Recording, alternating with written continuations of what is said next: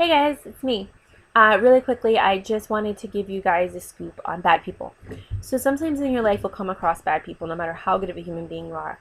And you know it's a bad person when they're doing something illegal, when they smoke a lot of weed and do a lot of drugs, and when they're trying to get you to do these things too.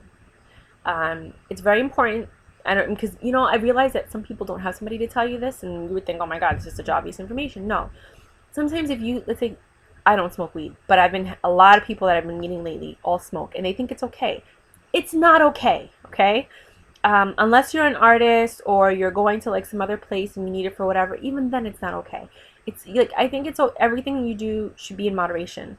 And if you're smoking weed every single day, that's a problem. It's a huge problem. And I don't know if people aren't telling you this, but you're not supposed to be smoking weed every single. You're not supposed to wake and bake. You're not supposed to go to bed. You're not supposed to be able to not sleep unless you smoke at night. That's a problem. It's just not good. Why? Because it is a gateway drug. Okay, let me start from the beginning because people are always arguing with me about this, and a lot of people probably logged off of this. If you educate yourself, you're going to understand how the brain and the body works. And the most important thing is the first age of use.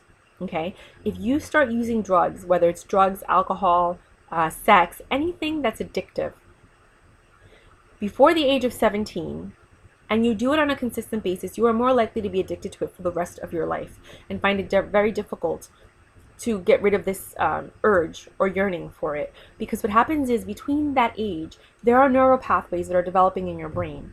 And these neural pathways are developing like habits. That's why it's really important within that age to be working out, to try and stay skinny, to walk around, to do whatever so that you can build that muscle memory so that when you're older and you actually do try to lose weight, it's a little bit easier than, never having done these things and you have to work harder. That's something else.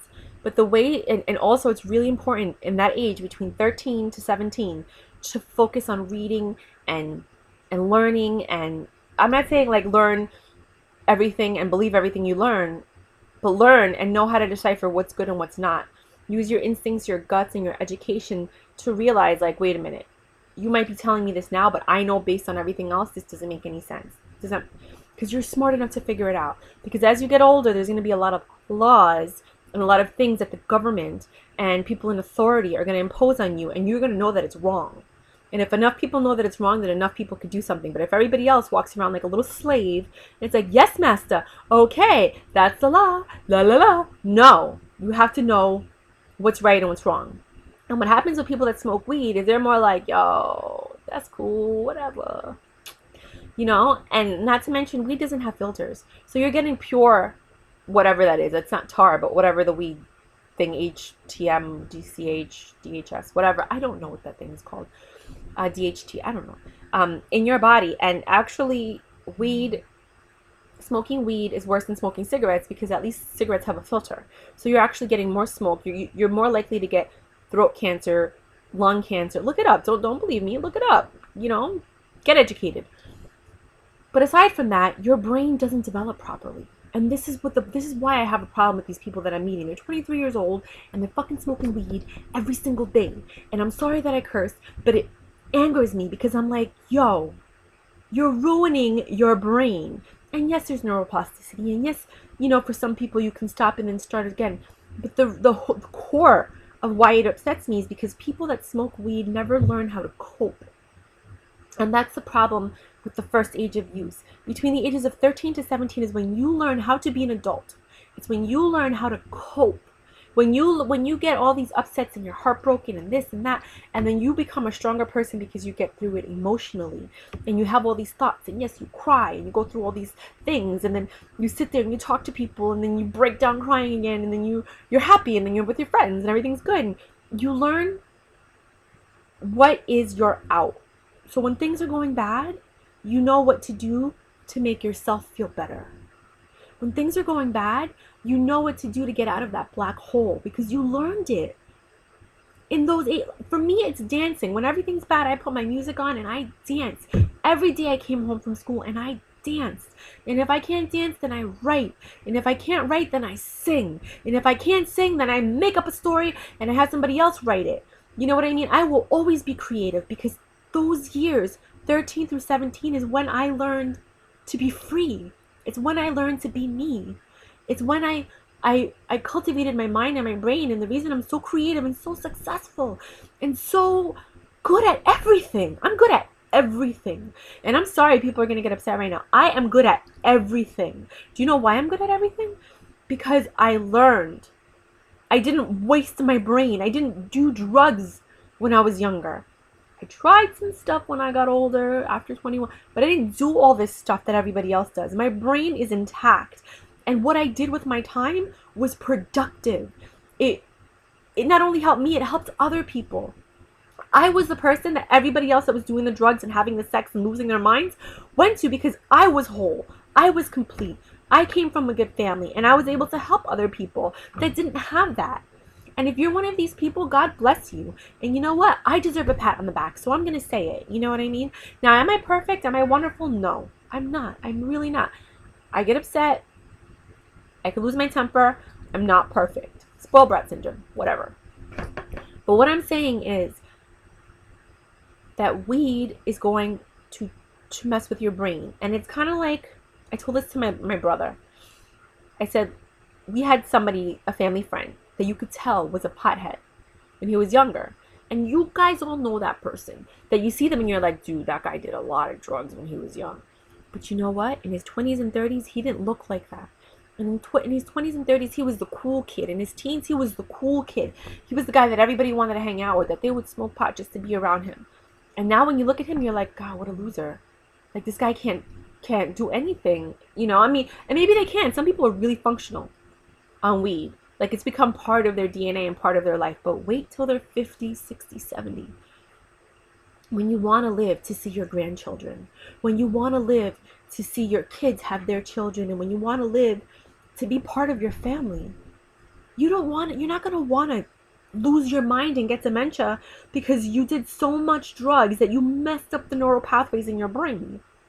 You're not going to want that. But you're not thinking about that right now, because all you want to do is have a good time. All you want to do is party and be cool and be the center of attention and be free and young and whatever. And this is our generation. This is our time. Yeah. Cool. Things in moderation are fine. But if you find yourself doing this on a consistent basis, more than 2 days a week, it's a problem. More than 1 day a week, I would say it's a problem. If you come home and you have close to a 6-pack of beer 2 to 3 nights a week, that's the beginning of a problem. And I'm saying this because I keep meeting these people and I'm like, why don't you see that this is a problem? My roommate is the biggest pothead in the world. He's 32. We've lived together for 8 years. This kid won't leave. I hate him. Anyway, biggest pothead in the world. Smokes every morning, smokes every night, and God knows he smokes in between on his way to work or on his way back. I don't know. Never learned to cope. They call him Donald Duck because he gets angry. Rah!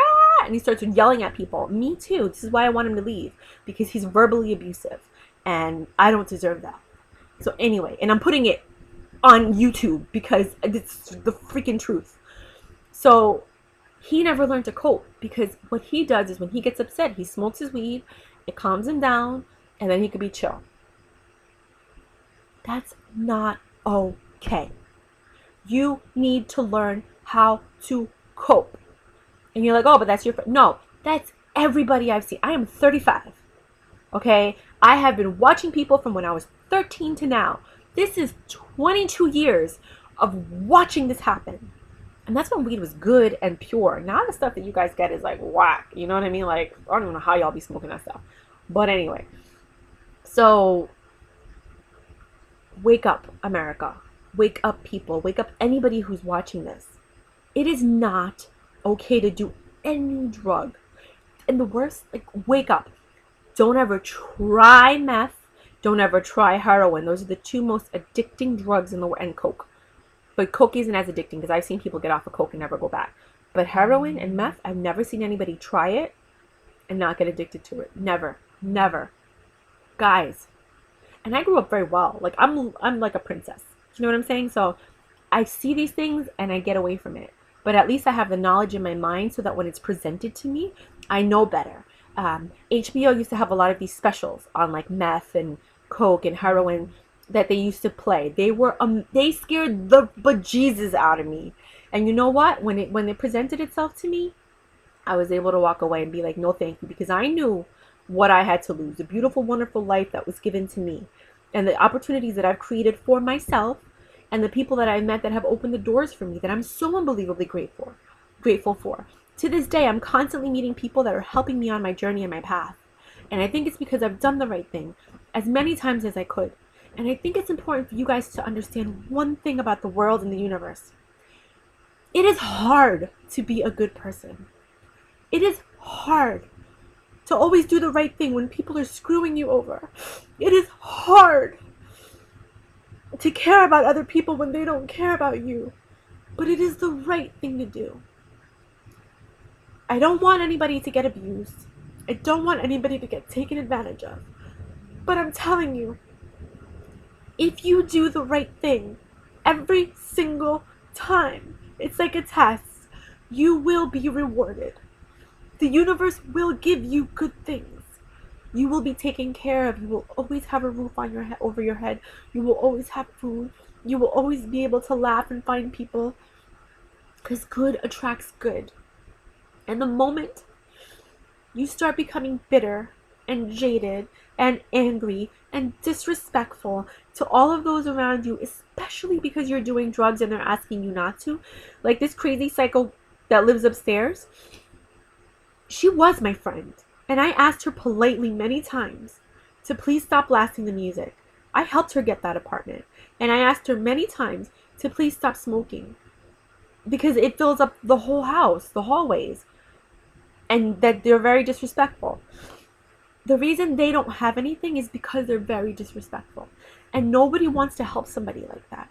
There's very few people like me that will look at you or someone like that and say, let me help you. And we will. Until you fuck it up. And when you do, there's no turning back. Because everybody has their limits. And my limit was reached and I bounced. Because I know when it's time to walk away.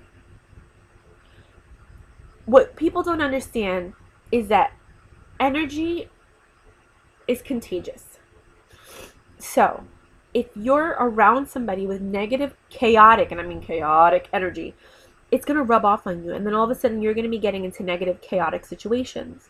And if all of a sudden your life was good and now it's going bad, you need to look at the people that are around you and realize that their energy, these new friends, these new people, that might be what's messing everything up for you. Because I tell you, when I cut these people out of my life, the money flowed right back in like a freaking avalanche. I was like, are you kidding me? I got rid of all of the bad. And I'm trying to share that with you. They were fun. They were sweet. They have good hearts. I'm not saying they're terrible, black-hearted. That's not what I'm saying. I'm saying they make stupid decisions. And they have problems that they need to deal with. And whatever. If you guys figure out who these people are, I don't care. All I'm saying is, and that could change. At any moment, you can make the choice to stop doing drugs. And learn how to cope. And realize that you might have anger issues because you never learned how to relax and how to cope and how to look at a situation and be like, you know what? You're just really not worth it. And then go on with your life because you know your life is so amazing and so fabulous. And that it's going to be so amazing and so fabulous. And that every second that you take thinking, your energy and your emotions thinking about this negative situation is taking away from you living your life. It's taking away from you laughing and having a good time with a good human being. A good person. It's hard to find good people. It's hard. But when you do, you hold on tight. You guys know I let my one person go. If they love you, they'll come back, right? Que será el amor. But when you find good people, you hold on. Because there's not a lot of us. There's a lot of them. There's a lot of people that complain all day. There's a lot of people that are always negative. There's a lot of people that are in pain because they just had surgery or they did this. They never find the silver. They never find anything good in anything. You have to just be happy without drugs. If you need drugs, alcohol, any of these things to be happy, sex is a really big addiction, guys. It is an addiction. I'm studying this. It's a really big addiction. If you need an outside thing to make you happy, there is something wrong. You should be happy with what you create. and with who you are and with who you're surrounded by. Not sex, not drugs, not alcohol. Nothing addictive. Not even love. Love is an addiction as well. You need to love yourself first so that somebody could see how you love you, so that they'll know how to love you. Because nobody knows how to love you but you. And when you show them, like, this is what I like, this is what I need, this is what I deserve, they're going to give you that and then more of what they can show you. But if you don't have love for yourself, they're never going to know how to love you, and they're not going to love you properly. Some people do have, like me, they have a lot of love in their heart and they can love you to pieces. But then they're going to feel empty because they're not getting it back. So you got to learn how to love each other. And constantly feed each other that love, that energy. The energy between two people should be between two people, not a third party on the side. This side chick thing, it needs to be dead. People that do drugs, they don't have a conscience. People that do alcohol, they don't have a conscience. People that are addicted to sex, they don't have a conscience. They don't feel bad having multiple partners. They don't feel bad committing crimes. They don't feel bad doing things that are they're just bad things. And you can sit there and be like, no, that's messed up. You shouldn't define that thing as bad. Like, my definition is bad. It's different than your definition of bad. Fine. I can get that. I can get down with that. But there are universal truths. In every religion, in every part of the world, there are universal truths. There are certain codes.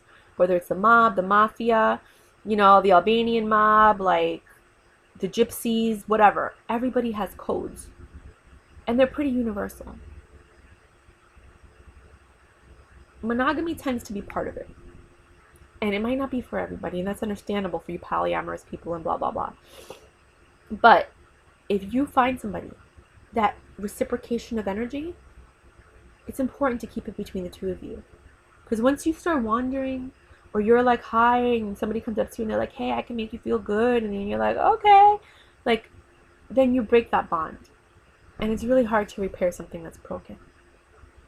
So just be careful. There's a lot of bad things that come from drugs and alcohol and pot. And it all starts out with, it's just a little pot. I just need it to calm me down. Or, this is what I've been hearing. I met 2 people that are bipolar, and they're like, I need weed because I'm bipolar and I don't want to take medication, so I smoke.